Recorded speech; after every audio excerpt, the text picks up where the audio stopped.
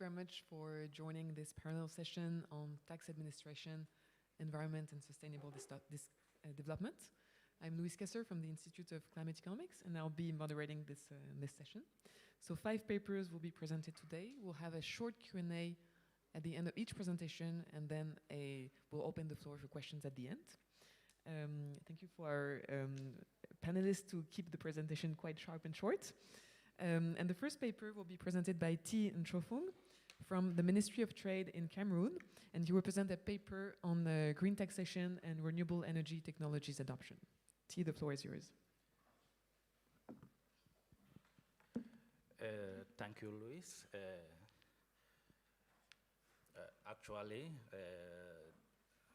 I will make the presentation short as you recommended. The paper is entitled Green Taxation and Renewable Energy Technologies Adoption.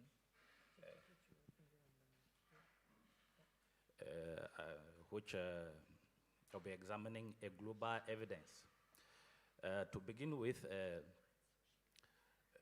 the motivation of the study actually comes from the necessity in attending the Sustainable Development Goals by 2030, most especially goal number 7 of access to affordable, reliable, sustainable, and modern energy sources for all. Actually, looking at investment in renewable energy, a record total of 260 gigawatts of renewable energy-based generation was established globally in 2020. And this figure is expected to attain 10,700 gigawatts by 2030. Equally, renewable energy generation capacity in 2020 represented at least 4 times that established from other sources in that same year, and that is according to the report of the International Renewable Energy Agency in 2021. Looking at electrical generation globally from renewable energy, we noticed that between 2006 to 2020, non-renewable energy electrical generation consumption moved from more than 65% in 2006 down to about 20% in 2020. Equally, renewable electrical generation capacity increased within the same period from 40% to 80% in 2020. And looking at regional comparisons, we notice that this figure is inflated by renewable energy installation capacity from the Asia-Oceania region, which alone represented 55% of this capacity. But what is very controversial is the fact that this region is the world leader in the emission of greenhouse gases.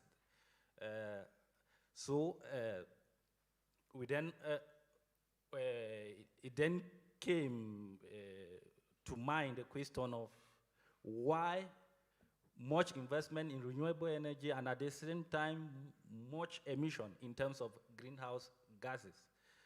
And we noticed that one of the policies that governments around the world are putting in place in order to reduce greenhouse gas emission is the adoption of environmental taxes as one of the policy options to reduce the emission of these gases. And then when we look at theory, back from 1920, Pigou argued of the necessity of the imposition of environmental taxes for emitters of greenhouse gases. Meanwhile, CAB in 1960 rather argued that no, emitters could negotiate with the victim instead of imposing a specific tax to the victim. And from then, several empirical works have tried to verify the importance of environmental taxes on the economy, and several authors have argued on the fact that it is important. The tax is important in actually reducing environmental pollution, while some other authors, including Lin and Lee, argue that there's a lot of inconveniences in actually adopting environmental taxes. And some of these inconveniences is the fact that the tax increases the cost of running the enterprise, or an enterprise, as a result, reducing competition within the economy. And we all know that if there is a reduction in competition within the economy, there is consequently going to be a reduction in economic growth. And that will be very dangerous for economic well-being. And equally, increase in the cost of running the enterprise could shift this extra cost to energy consumers. And that will actually going to lead to increase in prices general increase in prices within the economy. It is in this respect that the objective of this study is to establish the effect of environmental taxation on renewable energy adoption. Actually, the study covers 49 countries between 1996 and 2017. And the data is collected from the World Bank and the OECD databases. The methodology involves, first of all, we establish a linear non-dynamic model with renewable energy as the dependent variable, environmental taxation as the main explanatory variable of interest. But when we ran a correlation analysis, we discovered that the coefficient of the environment of the renewable energy with its first period lag was more than 90%, and that was very curious. So we decided to take into account the initial economic conditions in the model. So we actually adopted a second linear model, taking the first period lag of the renewable energy adoption. In this respect, we first of all used the first fixed effect risk or CRE estimator, the New West estimator, the mean group system, generalized method of moment, and the quantile regression methodologies in order to have results from model 1 and 2. And the following results were obtained. Actually, from all the methods, fixed effect, New West, and the mean groups, we discovered that for the first two, the effect of environmental tax on renewable energy adoption is enhancing. Meanwhile, the effect is negative but non-significant when the mean group methodology was adopted. Then, to take care of possible endogeneity within the model,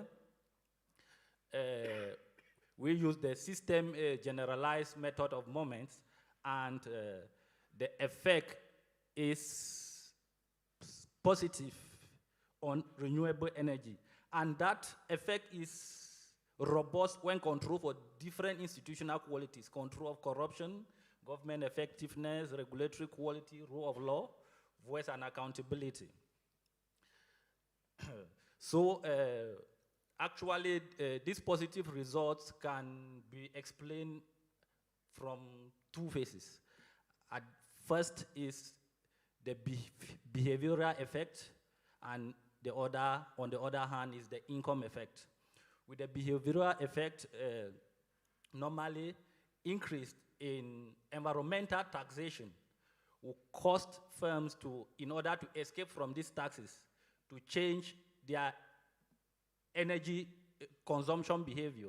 First of all, by investing in research and development, and this could come in the form of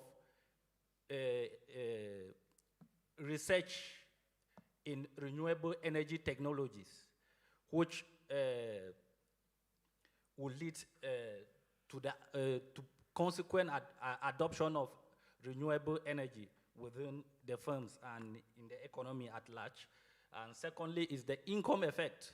Actually, income obtained as a result of imposition of environmental taxation could consequently be invested in the economy in other sectors, including the energy sector. And in order to gain much time, the result, we compare the developing countries from the developed countries and the high-income countries from low-income countries. And we found positive results in developed countries and negative results in developing countries. And the negative results from developing countries actually could just be explained as a result of institutional distortions, because we all know that these groups of countries have low institutional framework. So conclusively, environmental tax enhances the adoption of renewable technologies in this study, and that the positive effect is apparent only in developed countries, while it undermines renewable energy technologies in developing economies. And that goes same for high and middle income countries, while negative effect is apparent rather in low income countries. To gain much time, I will give more clarifications if there are questions in that respect. Thank you, Louise. Thank you very much, Tii. We have a discussant on the line. So Leanne Steenkamp, who's a senior lecturer on taxation at the Stellenbosch Business School and also extraordinary professor at the Department of Taxation at the University of South Africa. Leanne, do you have any questions for Tii? Hi, good morning. Can you hear me well? Yeah, we can hear you. Okay. Well, actually, good afternoon from Cape Town. Thank you very much for the presentation. I think the paper does make an important contribution by addressing the knowledge gap of the link between environmental taxes and renewable energy. I was wondering if you have considered the issue of the technology spillover effect, if that is relevant to your research. So, as you know, this refers to the unintentional technological benefits to firms that come from the R&D, the research and development efforts of other firms, without those costs being shared. And we've seen in previous research that technology spillover is expected to be quite large or particularly strong from leading firms from more developed economies to firms in emerging or developing economies. So it can be an important conduit for foreign direct investment, which could in turn stimulate further investment in green technology. If you could perhaps comment on that. Thank you. Thank you. If I get you well, if the research has actually integrated the concept of differences in technology, is that?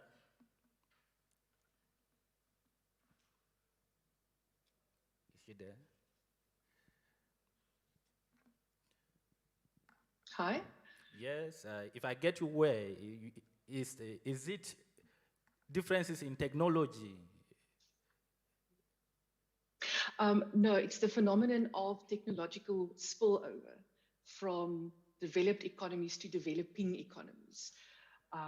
If you could maybe consider that in your research going forward, you don't have to answer it now, but maybe that's something you should take into consideration.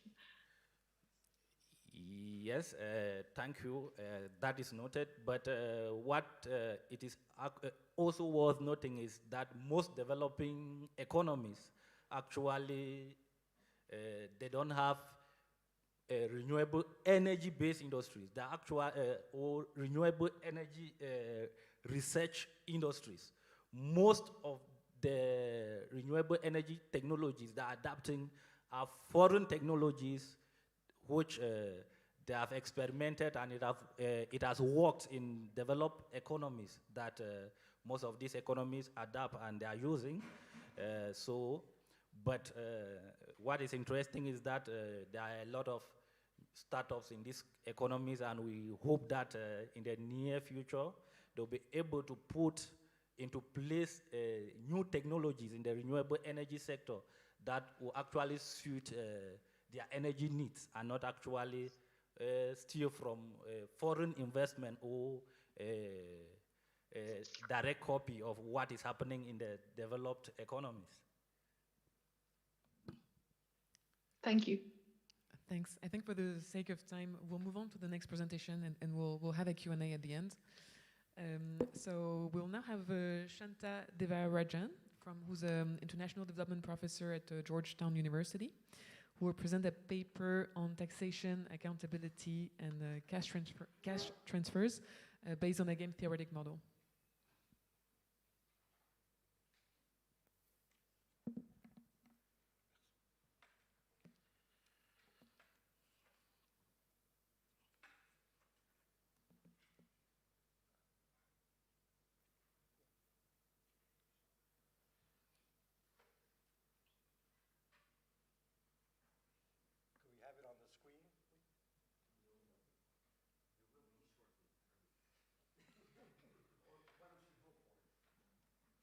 Slides are much better looking than me.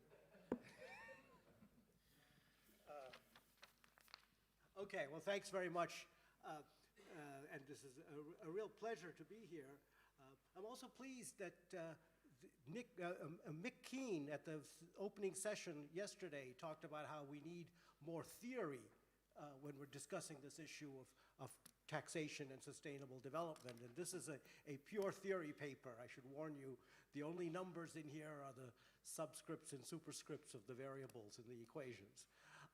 But the second thing I'm very pleased is what Francois Bourguignon said at the end of yesterday, where he said we should be doing more on political economy. This is precisely in that direction. This is a model of a game between government and citizens. And that is precisely what political economy is all about. So what is this paper about? Well, let me start with some motivation, which is if you look at resource-rich countries around the world and look at their levels of governance, what you find is a fairly systematic pattern where resource-rich countries have lower levels of governance, weaker governance, compared to non-resource-rich countries. And it's amazing because normally you find governance levels improves with per capita income, but you can see here that's true for non-resource-rich countries. And for resource-rich countries, the relationship between per capita income and governance is completely flat. You got very rich countries with poor governance and very poor countries with poor governance. And this red line is all low.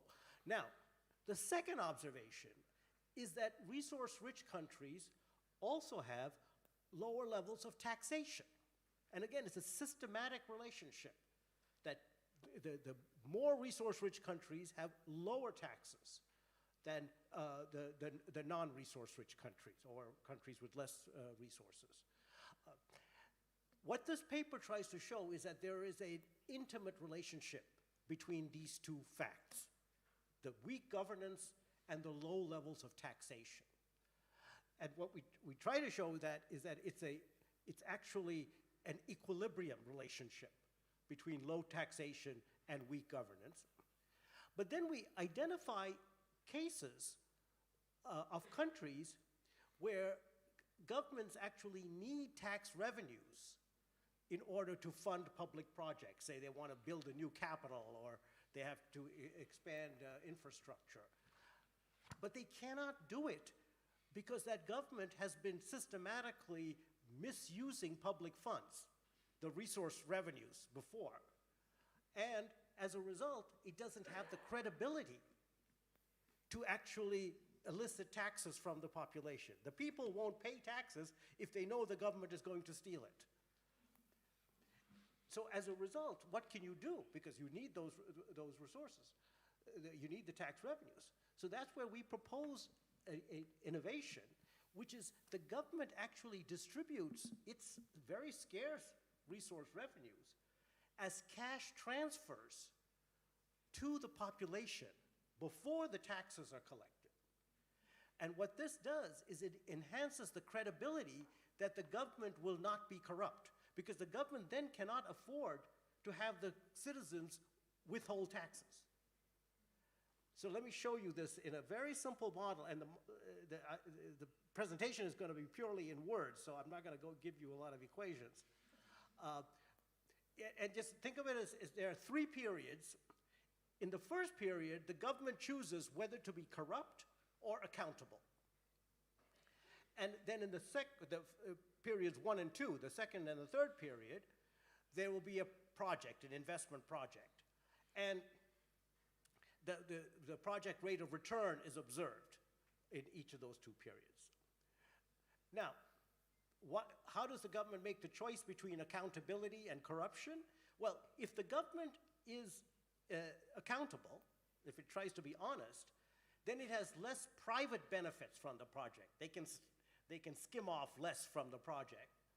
But that project has a high probability of being productive as a good investment. You actually realize the benefits. By contrast, if the government chooses to be corrupt, it can skim off a lot more from that project. But that project has less of a likelihood of succeeding. Right?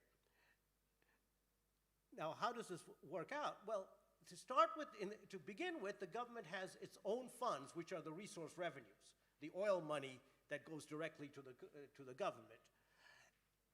And then it can also raise additional revenues through taxation. But the citizens can withhold their taxes if they think the government is not going to deliver. So whether the project succeeds or not depends on whether the government chooses to be accountable or corrupt. Now, the 2 groups here, the government and the citizens, have different preferences. That is the essence of the problem. So the government would like to have these 2 projects in each period, 1 project in each period. They'd like to build a new capital, if you like. But they only want to do it if they can skim off enough private benefits from each of those projects. The citizens want to fund projects only if government is accountable. Otherwise, they won't give up their tax revenues. Now, the key intuition in this model is how citizens update their prior probabilities. So what happens is there's a project done, and at the first period, T equals 1, you see whether the project is successful or not. You can actually observe whether the bridge got built or the capital was being built. And if it has been built, then you see that the government was being accountable. And so then the citizen would be willing to pay taxes in the second period for the follow-on project. But if the project is unsuccessful, then they realize that this government was corrupt, and so they're not going to pay the taxes. So the government now has a choice in the beginning of whether to be accountable or not, which is like a trade-off between the higher private benefits that the government gets versus the higher likelihood of a successful project that they can actually finance in the second period. With this is a simple model here. We actually find that there are 3 different possible equilibria depending on different circumstances. The first is what we call the resource curse equilibrium. That is unfortunately the phenomenon we observe in large resource-rich countries like Equatorial Guinea or Gabon or Kuwait and so on. The second is what we call this credibility trap, where the government wants to spend more, but it's not credible, so that it can't. And the third is the solution or the salvation, which is if a government provides cash transfers, they can get out of the credibility trap, and we have high accountability and high taxation.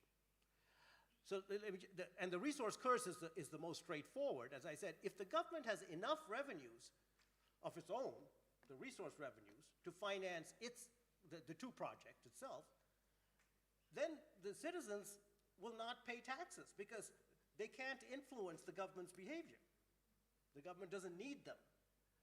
So the citizens won't pay taxes, and the government is corrupt because it doesn't need to be accountable because it doesn't need the taxes. So that's, unfortunately, as I said, the situation we observe in countries like Gabon and Equatorial Guinea, very, very high levels of corruption and very low levels of taxation. Citizens have no voice. But now consider a situation maybe like Cameroon, where either government revenues from resources have declined, so they're falling, or there's some high expenditures coming from an aging population and growing population and so on. Or the government wants to build a new capital or something like that, where it needs the citizens' taxes in order to finance the project. So then you would think that the government might have an incentive to then be less corrupt or be accountable so that they can get the resources from the citizens in order to finance the two projects. But the trouble is that is not an equilibrium. Because think about it, if the government does one project that it finances on its own, and but it needs the citizens' money for the second project, now it has a choice, or it has a trade-off, which is it can either steal from the second project and forego the tax, but then forego the taxes for the second project. And depending on the balance between those two, the benefits of stealing from the first project might be higher than the potential for tax revenues in the second period to finance the project. And unfortunately, the only equilibrium in this situation is still high corruption and no taxes. But now, think about a case where the government transfers resources to the citizens as cash it's okay. It transfers resources to citizens as cash before they pay taxes. What this does is it increases the costs to the government of being corrupt, because it foregoes even more tax revenues in the future. The tax revenue foregone is much, much higher, right? So this actually would make the government then credibly commit to being accountable, because it's too costly for the government to be corrupt.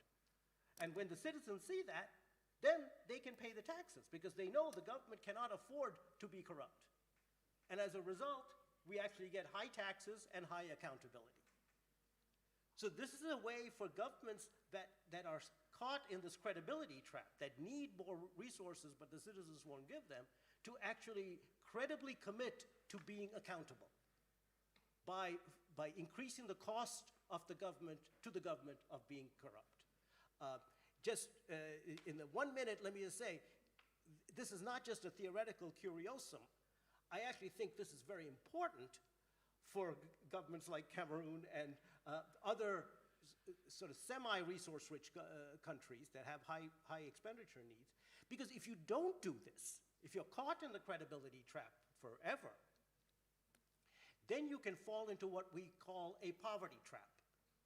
Because that investment doesn't get made, the country gets poorer, you have fewer resources, and you can reach a point where you don't even have enough resources to make the cash transfers.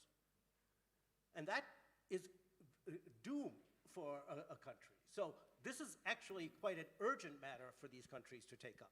Thank you. Thank you very much, Shanta, for making this very compelling case. Leanne, do you have any questions or comments for Shanta? I have. Thank you so much. And this is really a very ambitious endeavor.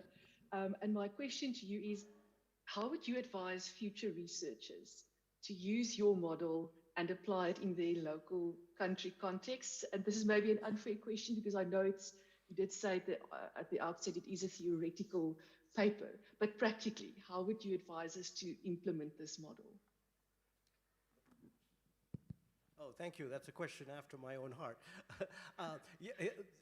Actually, one of the things that my co-author Tuan Do and I have been thinking about is we should take this very simple framework and then see how it applies in different country contexts. So essentially do country case studies. That's why I mentioned Cameroon only not by accident, but I think Cameroon might be one of those countries that is in that credibility trap at the moment. And it might be a way of actually first verifying whether this model or some elaboration of this model actually applies in the case of Cameroon. But then if it does, actually this may be a way of doing something about it. Thank you. Thank you very much, Shanta.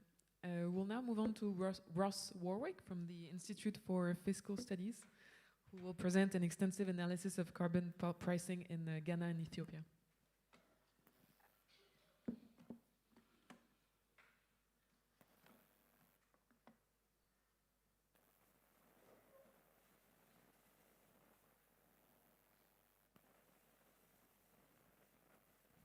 Okay, thanks very much. Thanks everyone for coming, and thanks for the organizers of the conference, of course, for a great couple of days so far.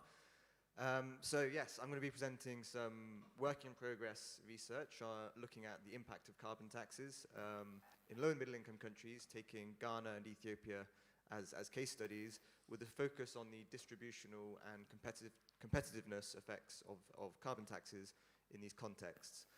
Obviously, we've heard a lot about carbon taxes already at this conference. I don't think I need to stress how important they are or how useful they can be as part of a package of measures to fight climate change. And yet, around the world, there's very, very few carbon emissions are taxed at the levels which most economists or most policymakers deem sufficient in terms of providing the right incentives. Now, I think it's important to stress from the outset here that, as has been discussed this morning, lower income countries are not where carbon prices or carbon taxes are most needed in the fight against climate change. They are responsible for a tiny fraction of global emissions historically and today. And yet, I think there is a lot of reasons to consider these kind of policies in all contexts. First, because the economic case is the same everywhere, ultimately. The social cost of carbon is the same regardless of where the emissions come from. And importantly, policies in place today are going to shape future emissions paths.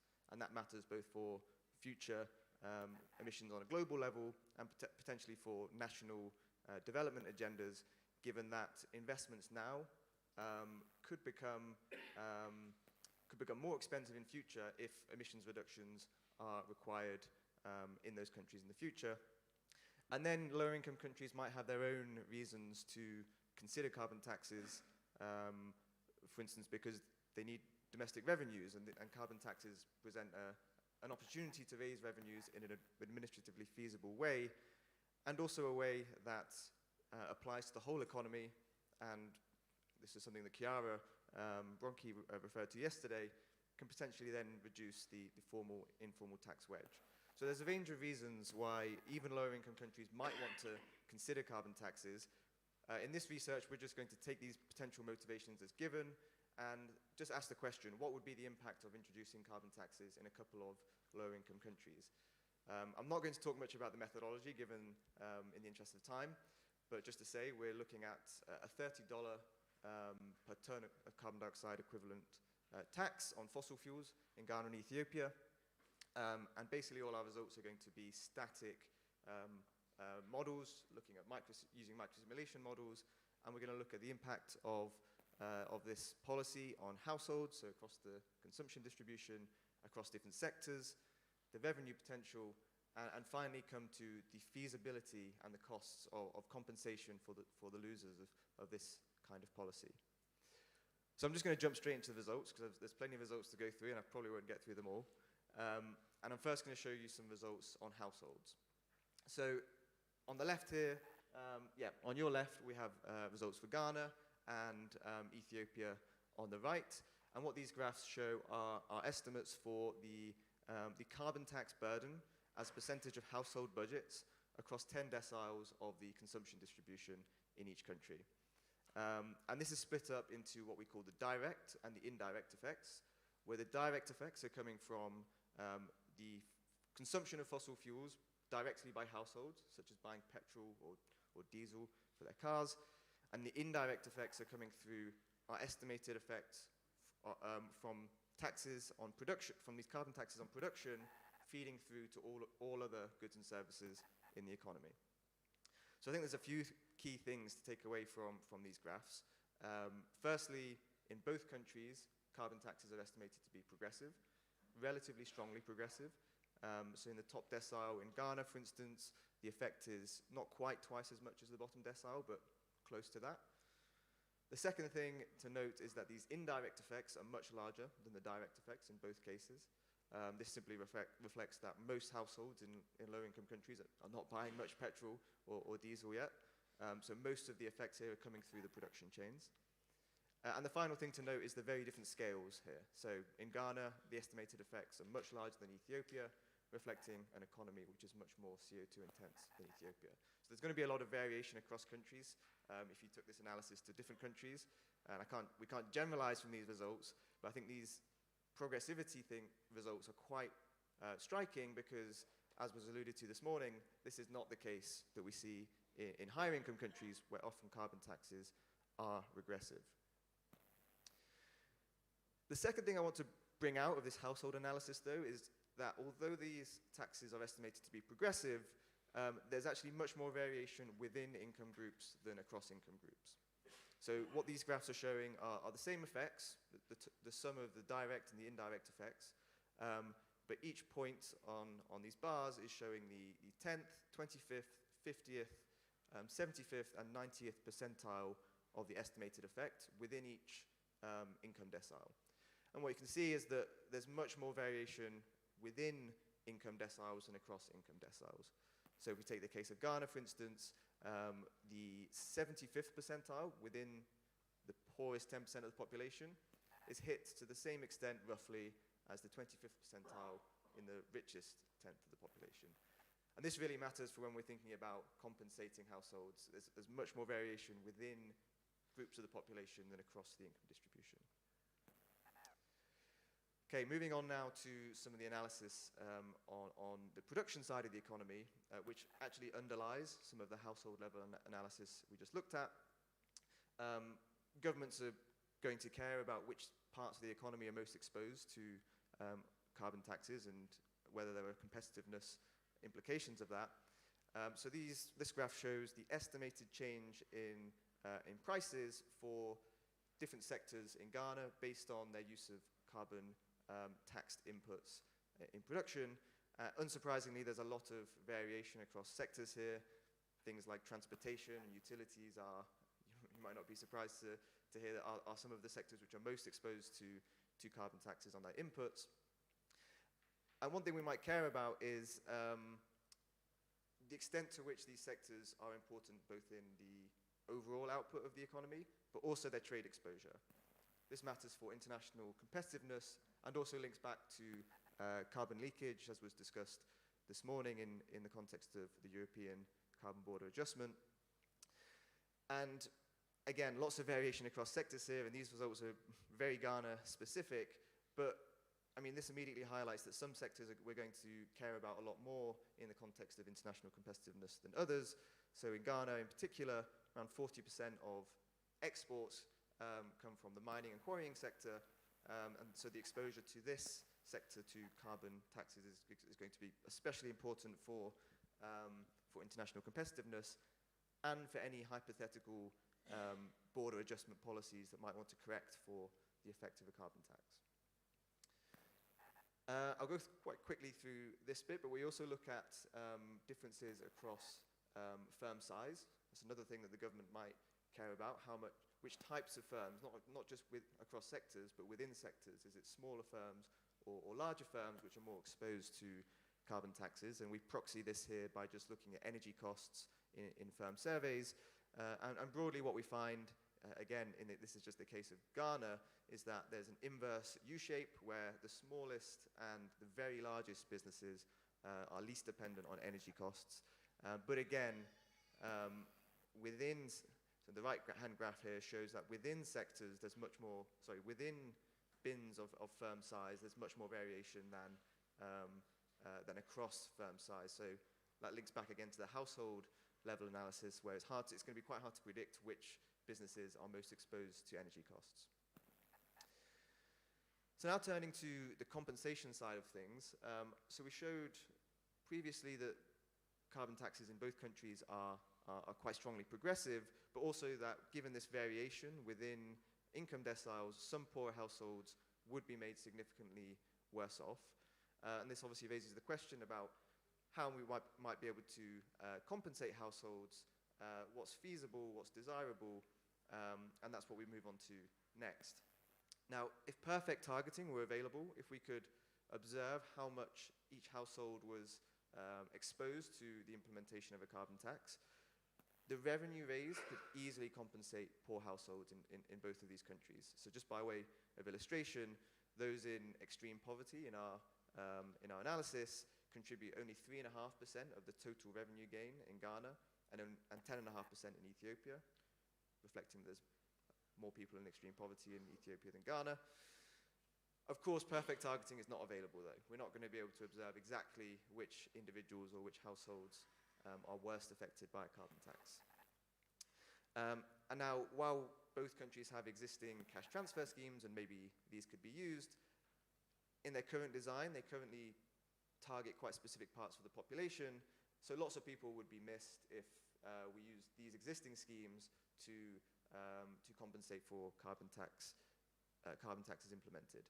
So designing new schemes for compensation could potentially lead to large reductions in poverty, but the feasibility of these would be unclear. And what I'll show in a second is that universal schemes would still benefit poor households on net, but of course, if all households are reducing a transfer, then that's going to reduce the net revenue.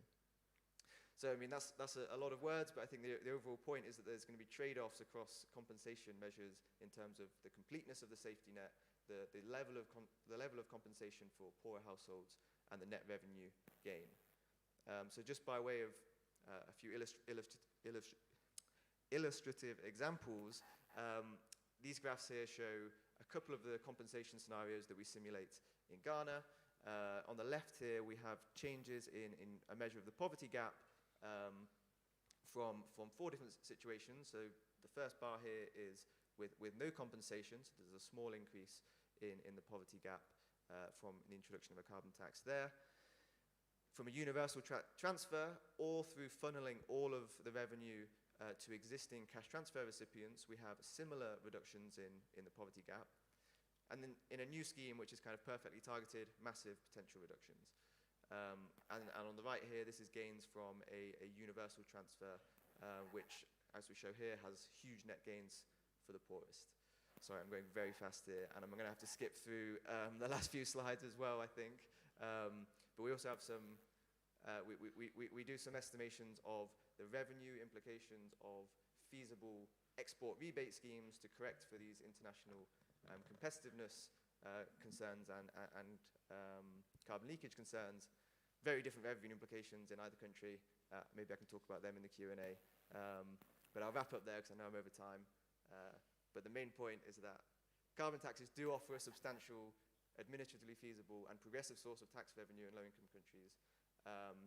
But the means of compensation are complicated and involve a lot of trade-offs. Thank you. Thank you very much, Ross. Leanne, do you have any reactions to what was just presented? Yes, thank you so much, Ross. Very interesting presentation. I was fortunate to be able to read all of the papers before, so I might have more detail than the audience. You looked at 3 revenue recycling schemes, and that is a particular area of interest for my research. May I suggest that you, as part of your empirical literature review, include more studies from other similar economic contexts, and in particular South Africa, which is the only African country that has introduced a broad-ranging carbon tax already. And there have been numerous studies conducted on South Africa, the distributional impact of the carbon tax, and also various revenue recycling schemes. But other than that, thank you very much. Yes, thanks. I'd be very happy to, to add to that, and I'd love to receive any citations or suggestions that you can share. Thank you. Thank you very much. We'll now move on to a presentation by Françoise Oka-Efogo from the University of Yaoundé 2, who will present a paper on the results of an empirical analysis of the link between environmental taxation and mortality.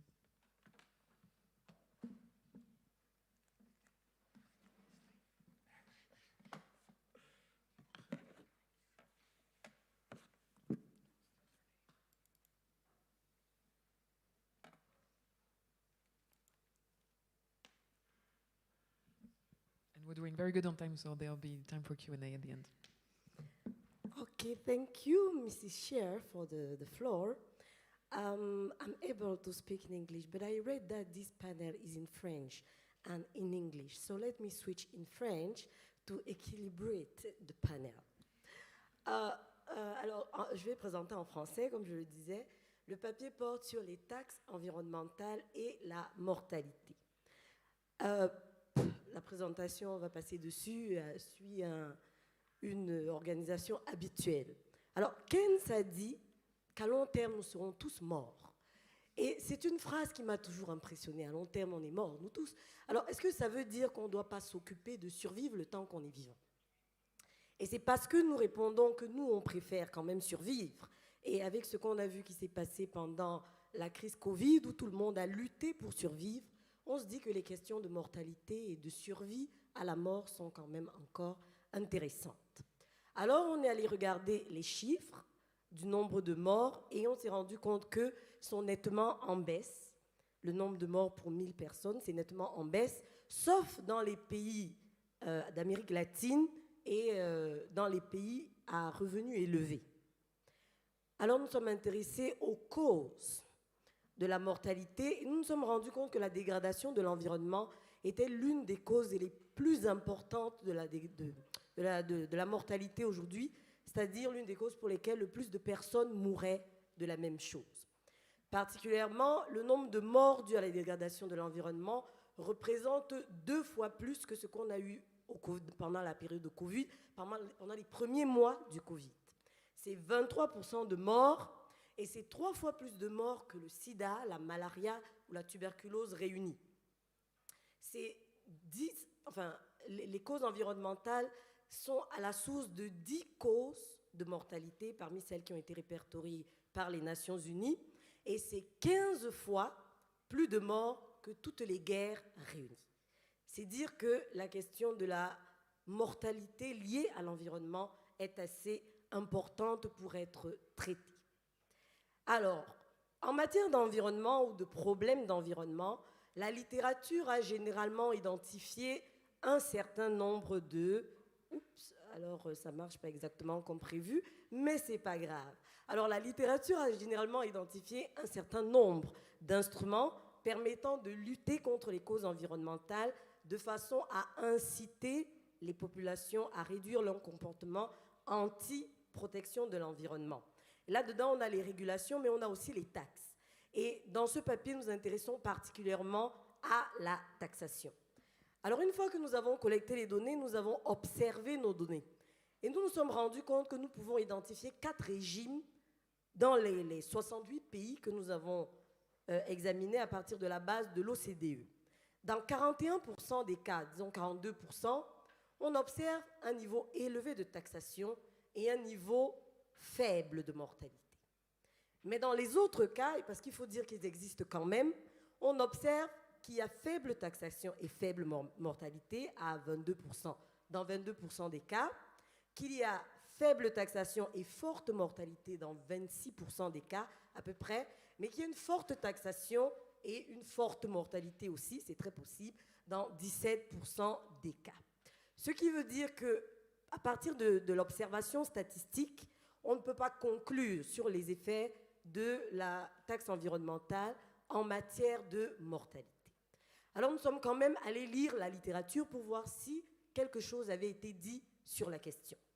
Et il nous est apparu que le schéma théorique tel qu'il se présente, et que je ne vais pas développer en détail, présente, comme l'a dit le premier intervenant, au moins deux passages, le comportement, la voie comportementale, behavioral, et la voie du revenu.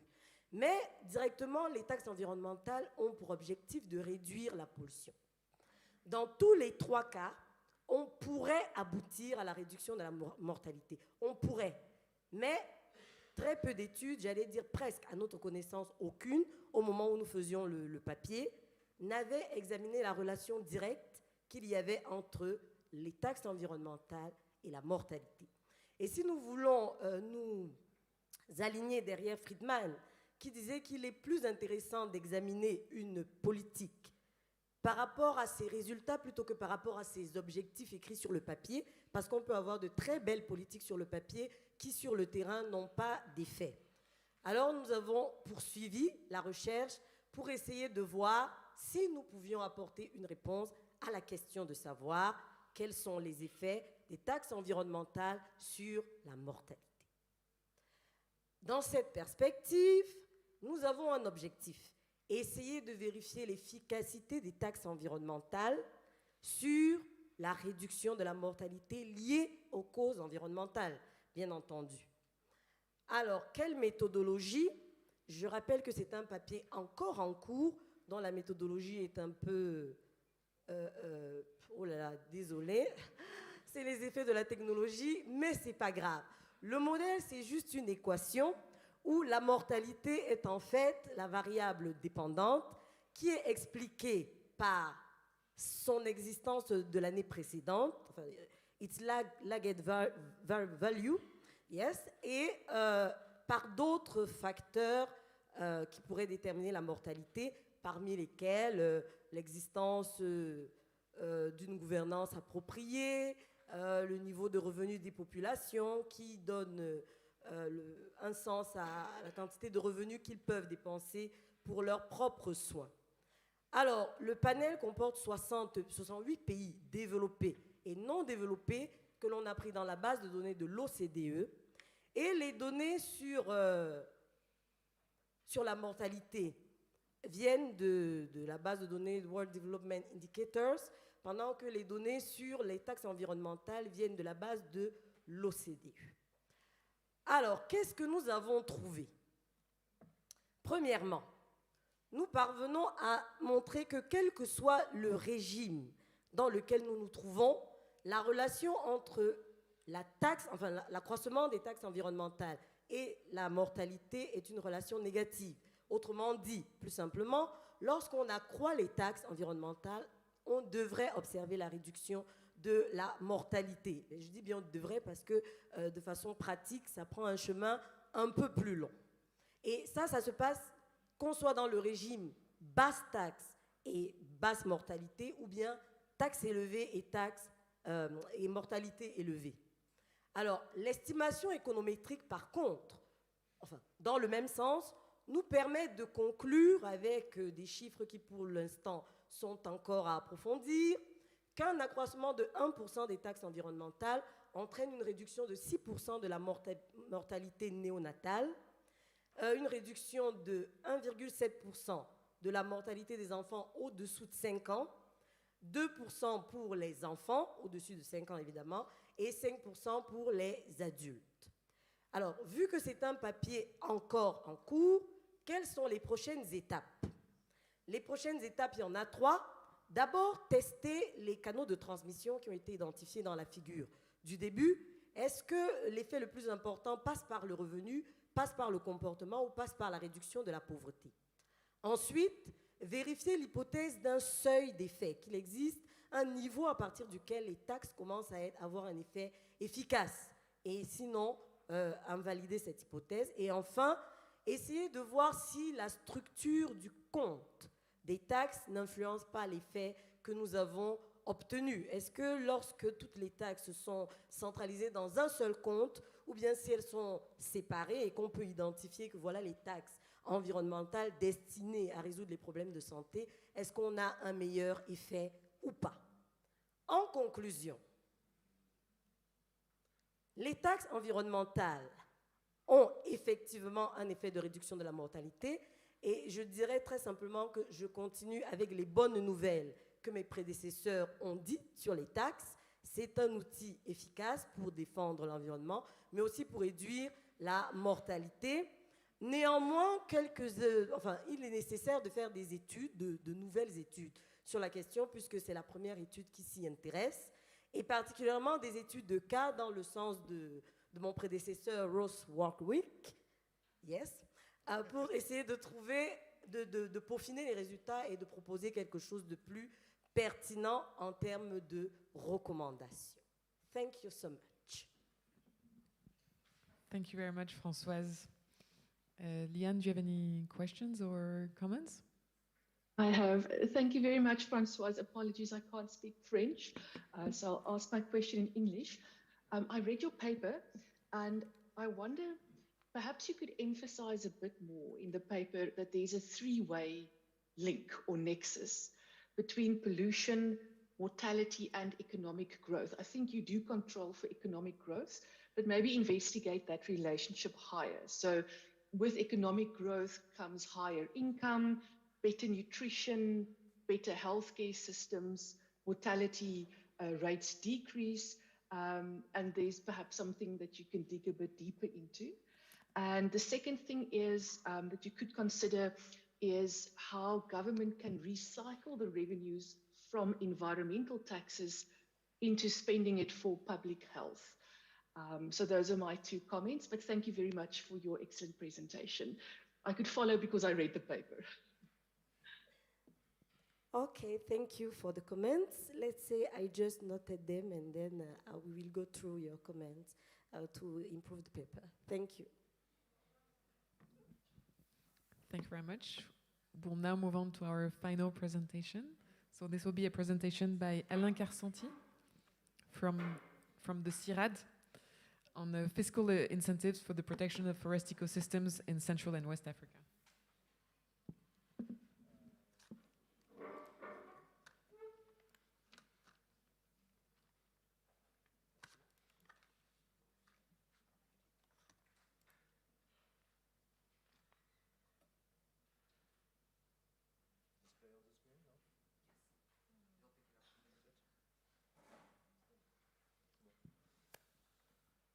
Bonjour, par solidarité avec ma collègue, je vais aussi parler en français.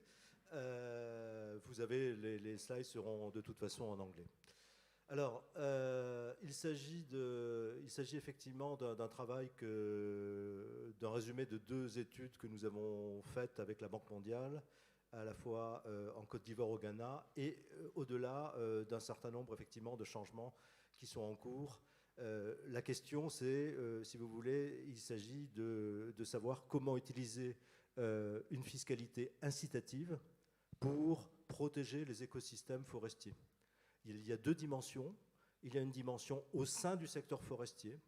Au sein du secteur forestier, l'exploitation sélective du bois d'œuvre en Afrique cause de la dégradation, qui font des émissions de CO2 qu'on a du mal à estimer en termes quantitatifs.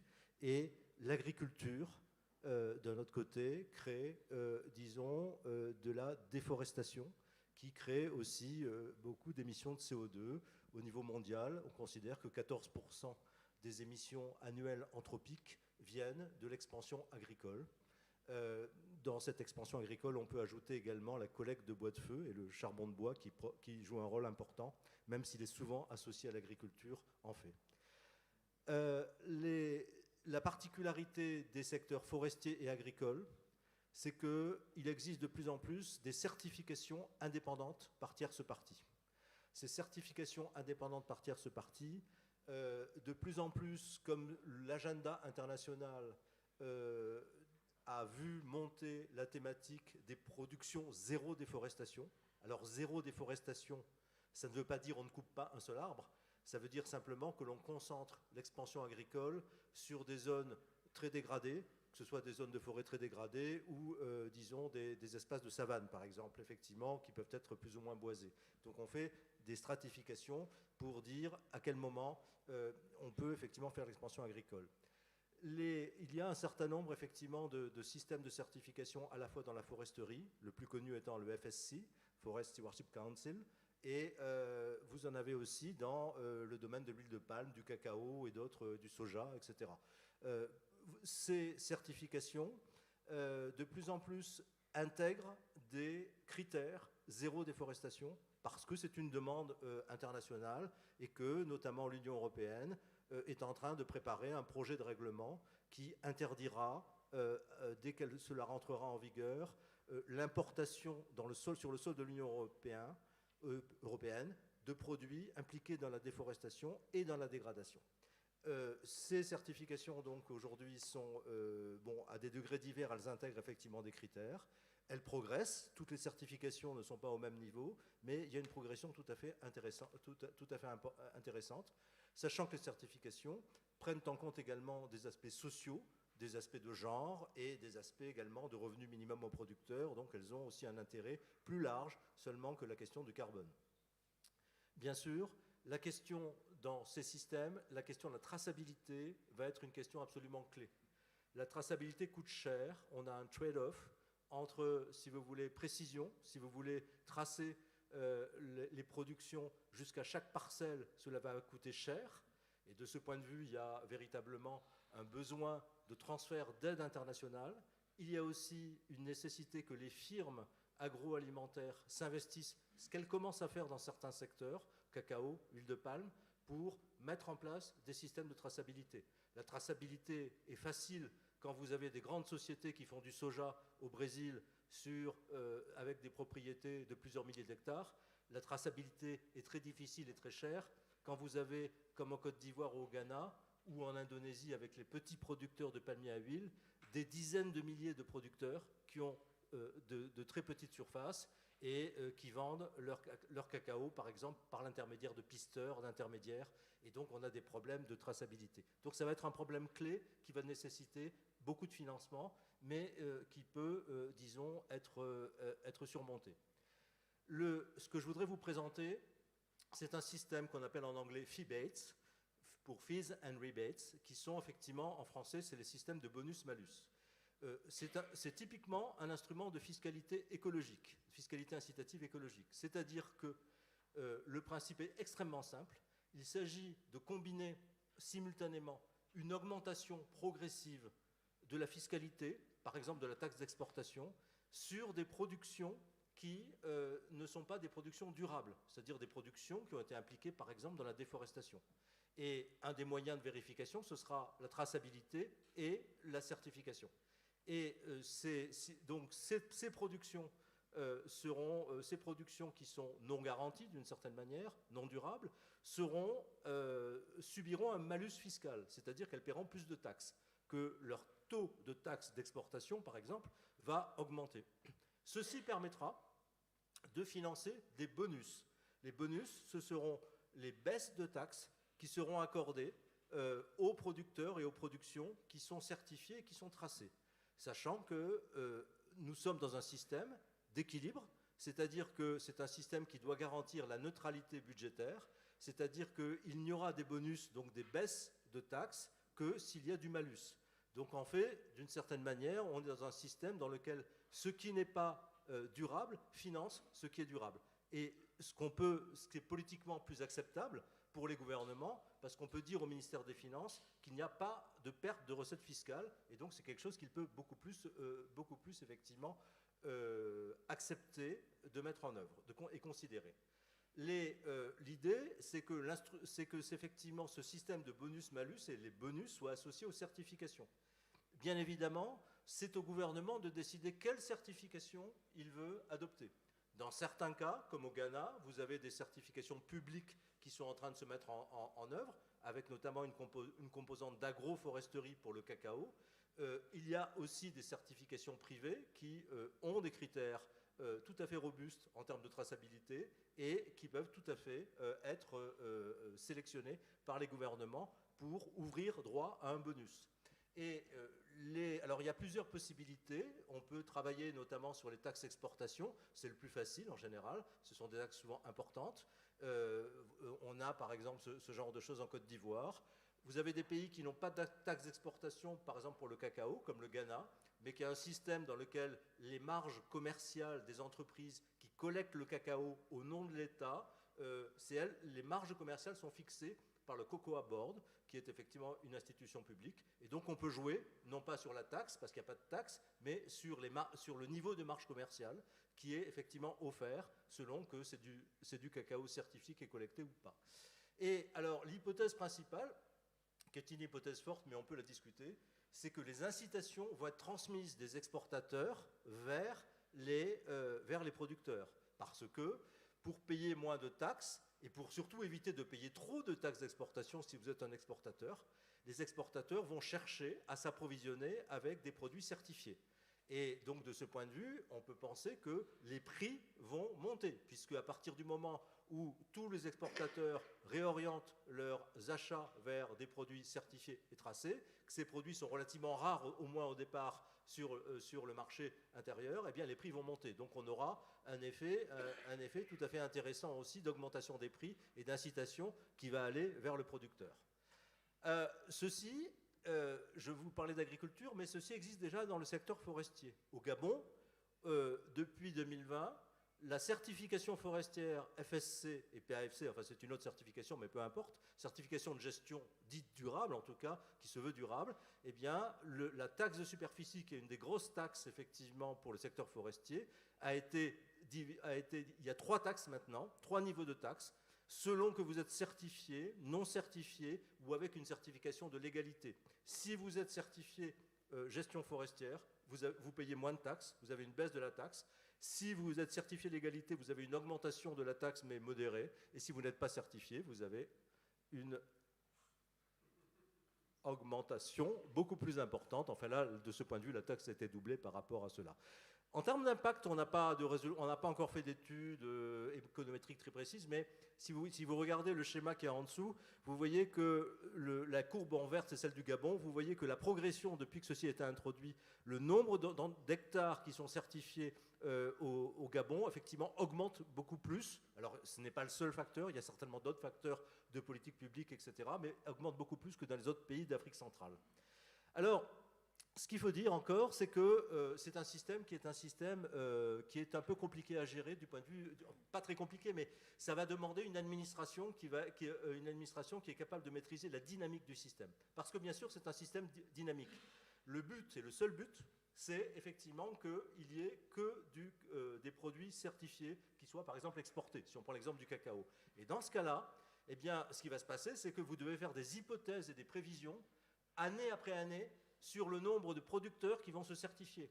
Donc, ils vont demander un bonus et avoir droit à un bonus. Et cela veut dire qu'on va devoir servir de plus en plus de bonus et il y aura de moins en moins de malus pour financer les bonus. Ce qui veut dire que même si vous voyez dans le schéma de gauche, qu'on fixe dès le départ, c'est une droite, c'est-à-dire qu'on augmente progressivement, on annonce qu'on augmente progressivement le taux de malus, on va augmenter les taxes pour le malus, et après on va avoir une courbe qui sera effectivement plus variable, qui va dépendre, qui seront effectivement la taxe des bonus. Si on se trompe, c'est-à-dire que si d'une année sur l'autre, il y a plus de gens qui sont certifiés, donc il y aura plus de bonus à servir, il risque d'y avoir de ce point de vue une perte fiscale à la fin de l'année. Sauf que c'est là qu'il y a un rôle pour les bailleurs de fonds. Le rôle des bailleurs de fonds, ça peut être de dire, écoutez, ne vous inquiétez pas, si vous avez fait une mauvaise prévision, on compensera effectivement la perte fiscale, qui de toute façon sera relativement marginale, ça dépendra effectivement des calculs. Voilà. Donc la dernière chose qui peut être faite, mais je vais aller très vite parce que j'ai terminé, c'est que le même système pourrait être envisagé au niveau des importations dans l'Union européenne ou dans les pays, effectivement, dans les pays importateurs. C'est-à-dire que la Suisse a commencé à faire ça. La Suisse, qui ne fait pas partie de l'Union européenne, comme vous le savez, a décidé de baisser les taxes de 20 à 40% sur l'huile de palme indonésienne qui serait certifiée. Donc c'est un point tout à fait important. Ils ont sélectionné 3 standards. Il y en a peut-être 2 de trop, mais c'est une autre discussion. Et l'idée, c'est qu'ils vont suivre ces standards, effectivement, dans le temps. L'Union européenne pourrait avoir effectivement une politique similaire, là où il reste encore des tarifs douaniers, c'est-à-dire des droits de douane. Or, l'un des problèmes qu'on a, c'est que la plupart, pour le soja, pour le cacao, pour le bois et pour d'autres, je crois pour les verres, mais je ne suis plus très sûr, les tarifs sont à 0 parce qu'il y a eu des accords commerciaux divers et variés qui ont été passés. Donc il faudrait remettre des tarifs, il faudrait remettre des droits de douane pour pouvoir faire cette différenciation entre les produits, disons, qui sont certifiés durables et ceux qui ne le sont pas, certifiés zéro déforestation et ceux qui ne le sont pas. Ça va demander effectivement un certain travail auprès de l'Organisation mondiale du commerce, mais bon, ça c'est un travail que nous avons fait avec des juristes. Il y a des marges de manœuvre avec l'article 20 du GATT pour pouvoir effectivement faire ce genre de choses. Et je termine, voilà, simplement, ce n'est pas non plus un silver bullet, hein, c'est-à-dire qu'il ne faut pas attendre beaucoup plus de ce système. Ça doit rentrer dans des policy mix, effectivement dans différents systèmes, et voilà. Et puis je m'arrête parce que je sens qu'il y a des récriminations dans l'assistance. Thank you very much, Alain. Liane, do you have any questions or comments on that? Yes, thank you very much for your presentation. I read your paper. I think, as was pointed out yesterday, and Ross also alluded to this, many sub-Saharan African countries really are not, I think, a good fit for traditional carbon pricing mechanisms. So perhaps in your paper, and you mentioned this isn't a silver bullet, we need an appropriate policy mix.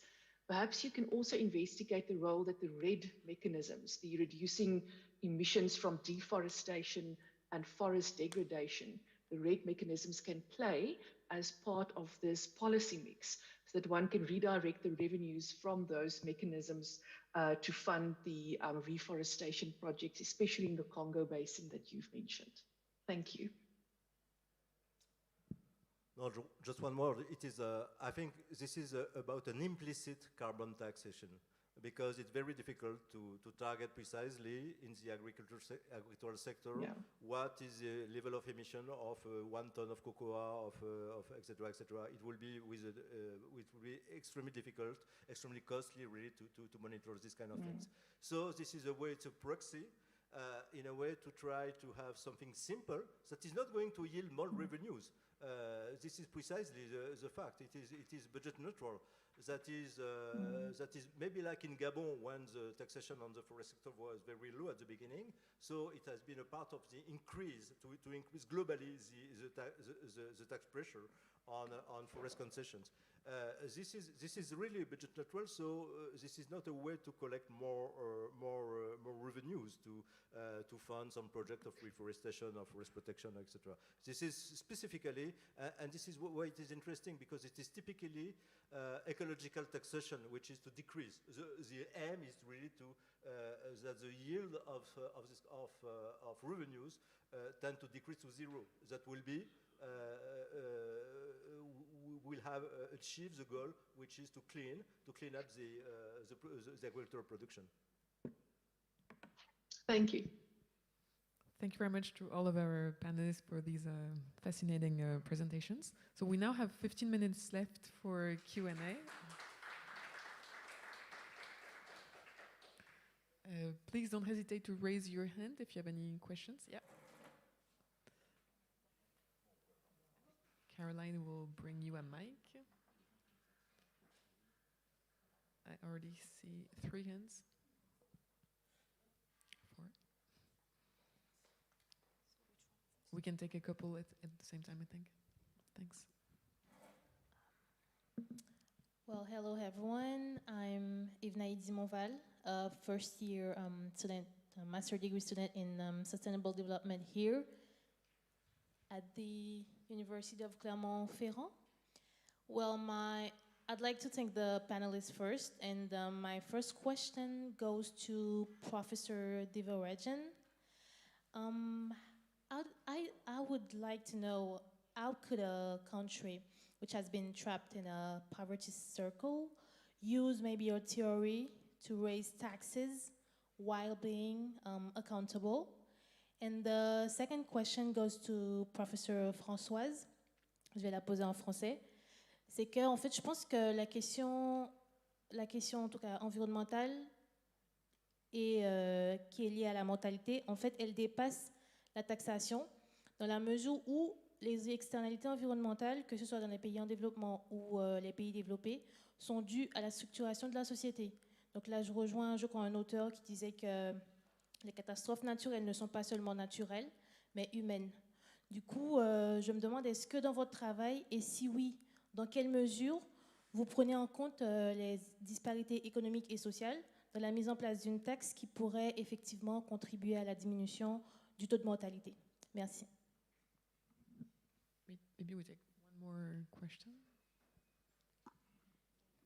Bonjour, je m'appelle Amika, docteur en sciences économiques à l'université Shanta You need to put your Devarajan. finger on. Docteur en sciences économiques à l'université Shanta de Dakar. J'ai une question pour le professeur Oka. Au fait, vous travaillez sur la taxation et la mortalité. Mais on sait que dans les pays développés, le taux de mortalité baisse en fonction du taux de croissance économique. Donc là, si vous dites que la taxation a un effet négatif sur la mortalité, alors qu'on sait que la taxation à un certain niveau a un effet négatif sur la croissance économique, comment est-ce que vous pouvez expliquer cela? Est-ce qu'il y a une étude qui montre que la taxation à un certain niveau a un effet positif sur la mortalité, ou bien l'effet de seuil n'existe pas? Parce que déjà, il y a une confirmation sur l'effet de seuil sur la croissance économique. Merci. Maybe we start with some answers. Shanta, do you want to start? Well, thank you very much for that question. You know, I think I want to answer your question by saying what we shouldn't do before we figure out what we should do. Because let's think about it. We are engaged in lots of countries that are in this poverty trap, where there's weak governance, very poor public spending, and low levels of taxation. And what we, and I would say we because I was part of the international community, I was at the World Bank for 28 years, what we typically tend to do is to say, well, let's build capacity. Let's increase tax administration capacity. Let's improve public expenditure management with technical assistance. Let's bring the people to Clermont-Ferrand and teach them about public expenditure management and things like that. And you know, we've been doing that, and those are good things to do, but they don't seem to be making a big difference because I think we haven't acknowledged that the problem is fundamentally one of accountability, that the government does not want to be accountable. And that's the tricky situation. When the government doesn't want to, and so the government doesn't want to raise taxes, because if it raises taxes, it is accountable. Because the citizens will then start saying, hey, we're not going to pay taxes unless you use the money wisely. So we have to change that. And the main thing is to get the government to acknowledge that, in fact, by being accountable, by tying its hands, the government can be better off.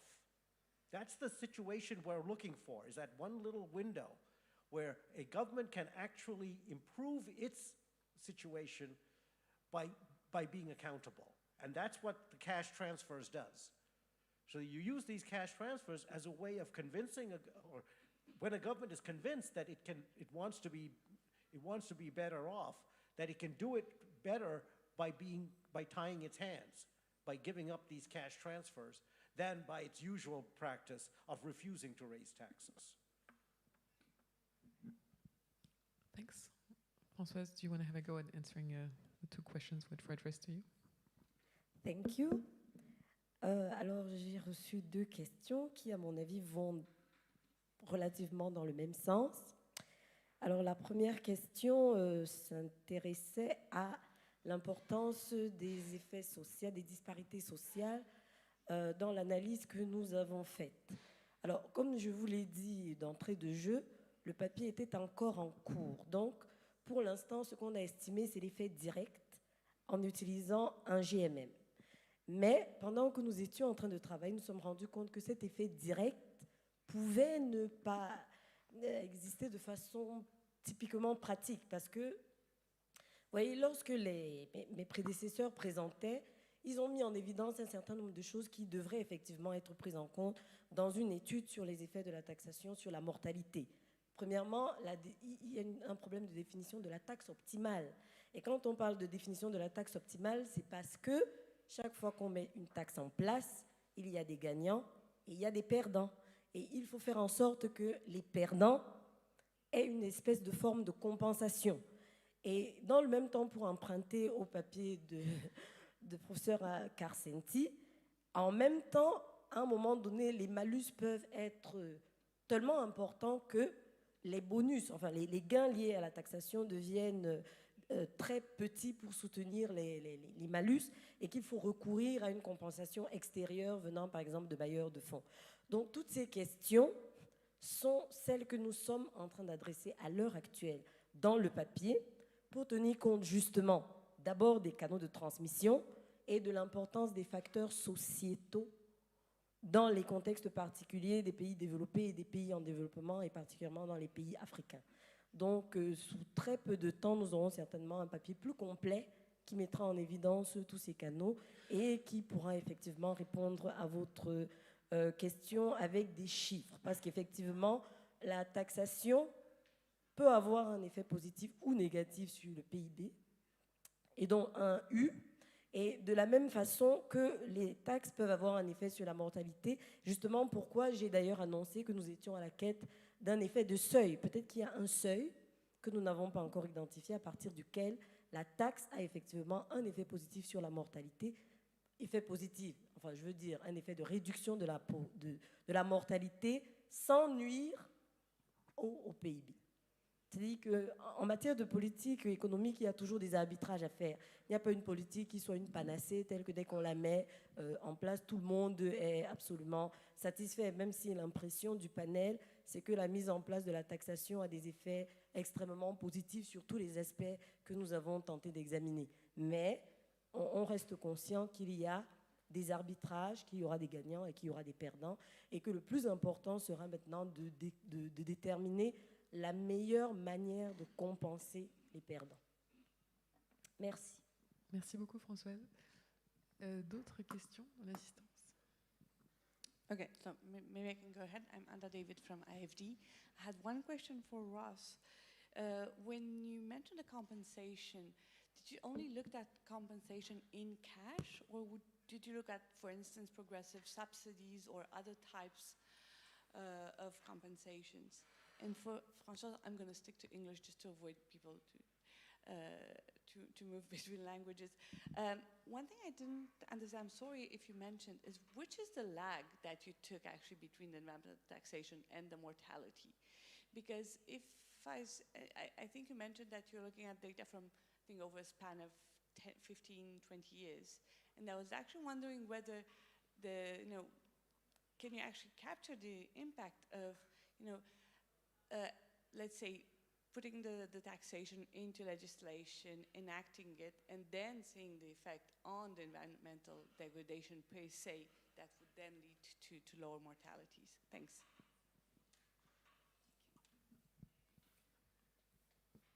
I think we have a question. Sorry.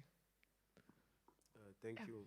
I'm Emandoya from the University of Chiang in Cameroon. I have two questions. The first for Tii and another one for François Walker. Okay, starting by Tii, I have some concern with the result of your paper. The first result is the result from maybe mean group estimation. I think you don't need to use this method. You already have 3, 4, 5 methods, and the result is opposite to the previous one. Maybe due to the size of your sample, or maybe the method is not appropriate. You could use maybe pool OLS to replace the mean group.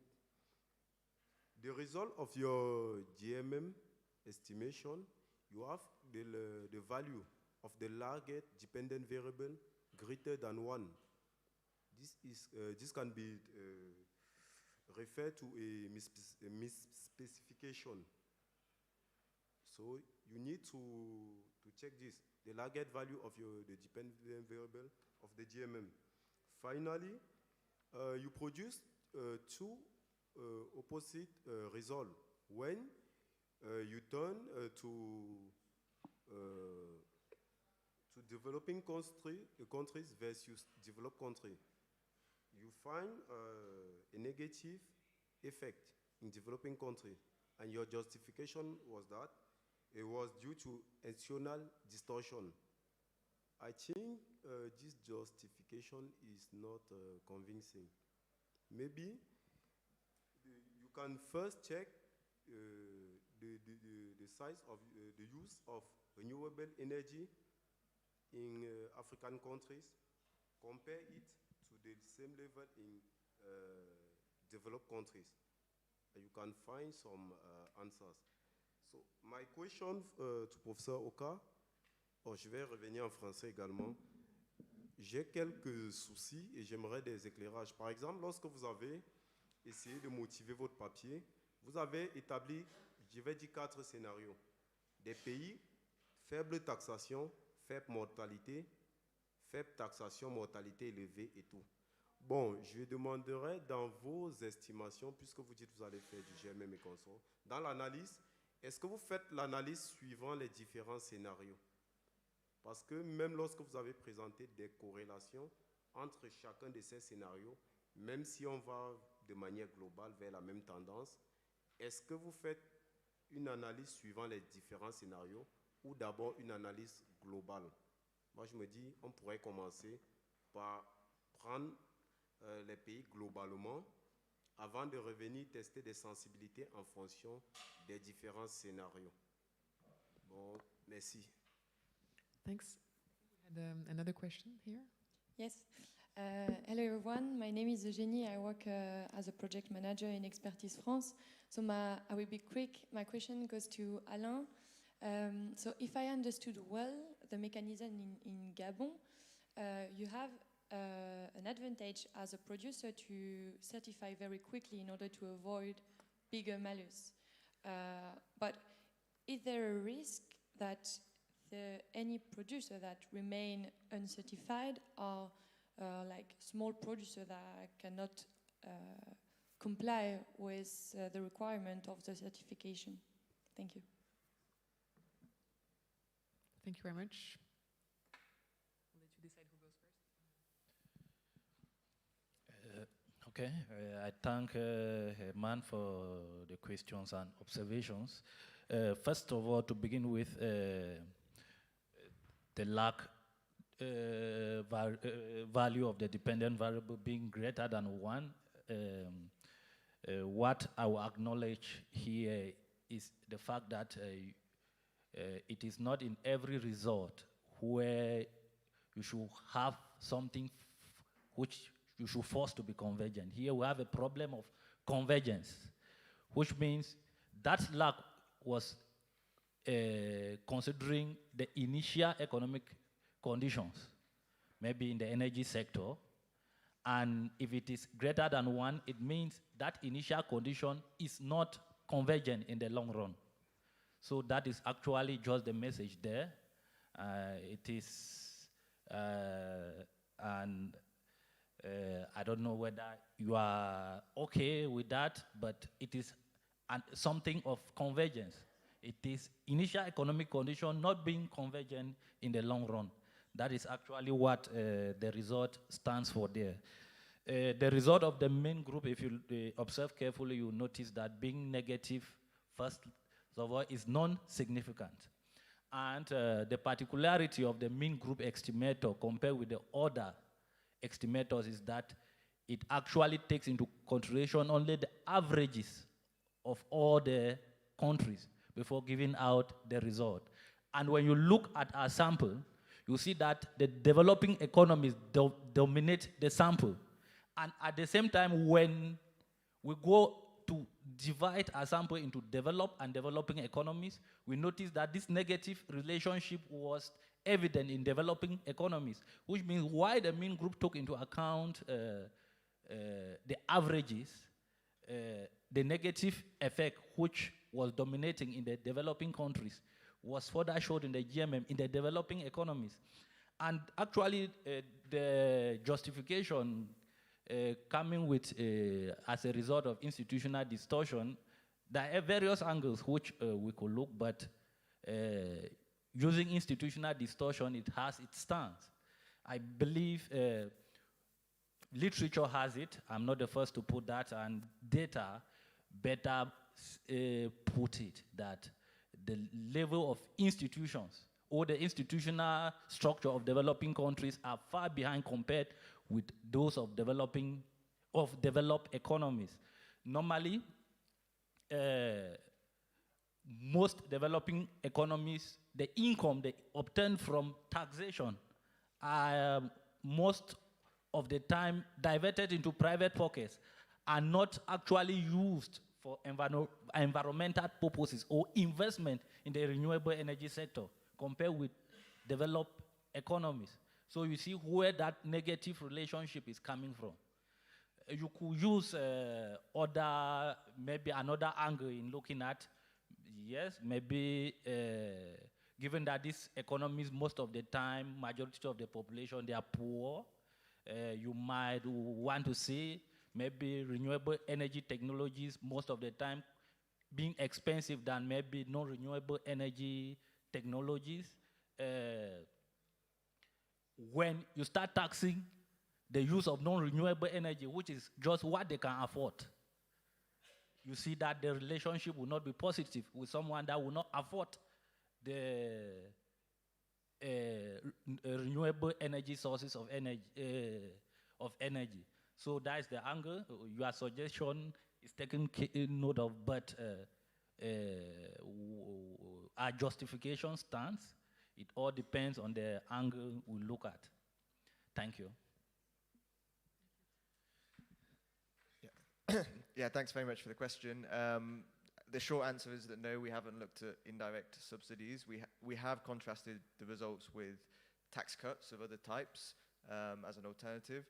But we really focus on the cash transfers just because you just get much more bang for your buck in terms of redistribution there, even with a universal cash transfer, because to beat that, you need richer households to be spending less in absolute terms on the good that you're looking at a subsidy on. So that's where we focus on, but we can definitely consider more targeted subsidies, whether there's specific cases that would be worth looking at. Thanks.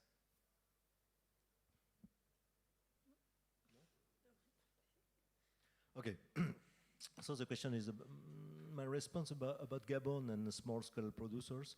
In Gabon, you don't have many small-scale producers except community forestry, which are not supposed to pay the area tax.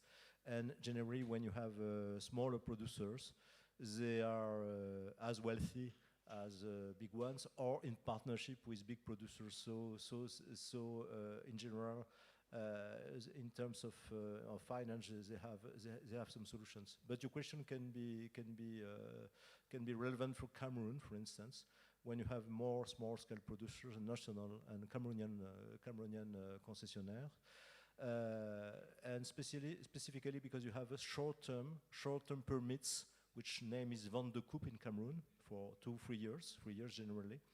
And I think they can afford to pay any more taxes. And we can see, because in Cameroon, to allocate permits and concession, you have a system of auctions. And in the auction, we can see that the price offered for short-term permits is much more higher than for long-term concession. Why? Simply because this is the same plot. They are going to cut intensively on the same plot within 2 years, generally, even if the contract is for 3 years. And so they are going to move after. And so the difference is when you have a long-term concession, you have to have a filling cycle of 30 years, and so you cannot afford to pay as much. So I think there is also in the forest sector. I don't think there is a specific difficulties for that.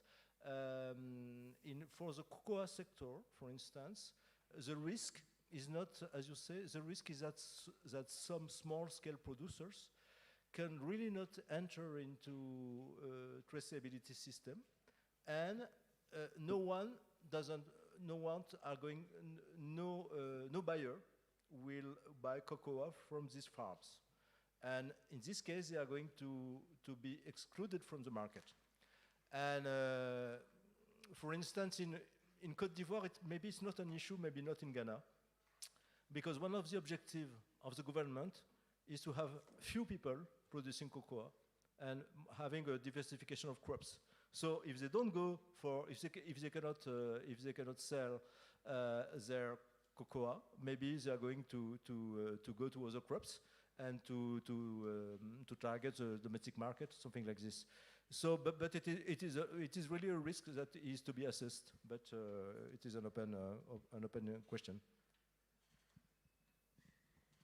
Thank you for the questions. I received two technical questions, let's say, like that. The first one is about the lag, which have been considered, and the second one is about the results. And from Herman, who says that we should consider to first have the global results and then go for the specific results. I'll be sure that the result which has been presented here is the global one. I avoid, because of time, presenting the case by case concerning women, men, children, and so on and so forth, and developing, development, and so on and so forth. I just present here the global result, and this is because we are just still going on in building the specific result. So now we don't have all the specific results, we just have result according to gender, and result according to a developing level of the countries, and the 4 scenarios that I show actually on during the presentation. On the question of the lags, I don't know if I get you very well, but I think that you are asking which lag of mortality we consider, let's say we, because we are together, we are 2 in the paper, we consider in estimating the effect of mortality of taxes on mortality. We consider the 1 lag of mortality and no lag for taxation. But I think that you want to say that taxation can have a lagged effect on mortality, meaning that maybe it's not because you collect taxes right now that it has the effect immediately. Maybe it has some lag in having the effect. I can thank you for the remark and say that we will use it to improve the paper. I hope that I get you well, I hope. And if it is not okay, we will continue the discussion outside. Thank you. Thank you very much. So actually there is one more question which stands between us and lunch, which came from an online participant. So I'm going to read it to you. It's a question for you, Shanta.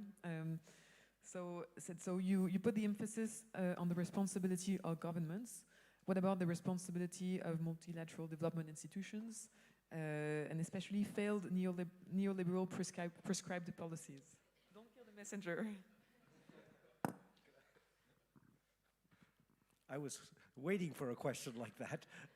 So let me tell you, you know, the model I presented was where the government has its own resources for which it isn't accountable. And I contrasted that with taxation, for which the government is accountable. Now, you could take out natural resources from that model and replace it with foreign aid, and all the results go through. So this is something to do with the responsibility of international aid agencies and organizations who give aid hoping to do some good in those countries. But if you realize that it's actually reducing the government's accountability to its own people. We increase the government's accountability to the aid donor. They have to prepare reports to justify what they've done with the aid. That actually diminishes the accountability to their own people. So this is definitely a statement that could be interpreted, and I'm not saying we meant to do it that way, but you can interpret it that way as all sorts of revenue that goes to government, which governments are not accountable for, can lead you to these traps. And this is something that we all have to be careful of when we operate in development.